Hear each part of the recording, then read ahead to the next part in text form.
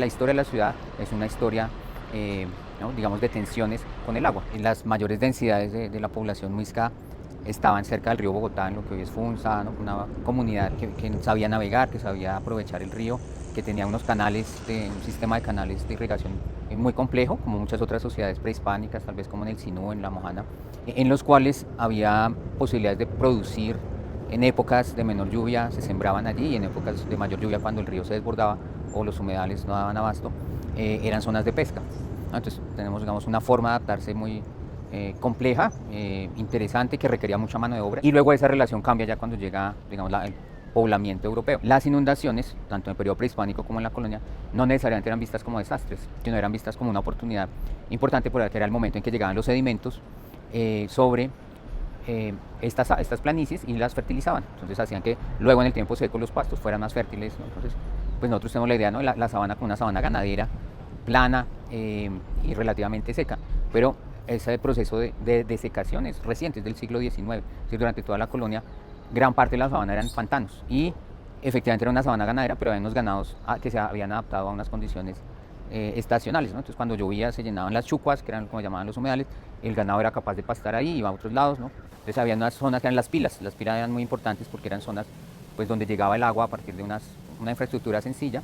Entonces tener un cuerpo de agua cerca siempre posibilita más allá, relaciones más allá de lo puramente, digamos, ¿no? Instrumental de tomar el agua, sino que posibilita esos momentos de encuentro, de recreación.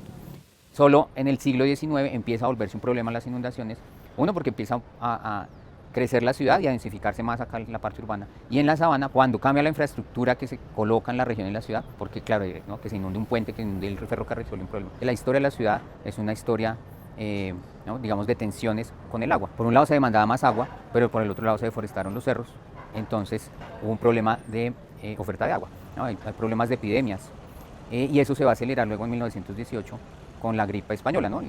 La epidemia más grande anterior al COVID. La ciudad moderna se asume como una ciudad donde se controla, digamos, algo que llamamos como la naturaleza, ¿no? Porque esa naturaleza pues ofrece, ¿no? Puede ser tanto un recurso como un obstáculo, porque dicen, bueno, necesitamos controlar todos estos ríos que teníamos, y viene un proceso de canalización gigantesco. Si lo canalizamos, lo volvemos recto, el agua se va a ir rápido, que es lo que necesitamos, ¿no? Que el agua se vaya rápido de la ciudad.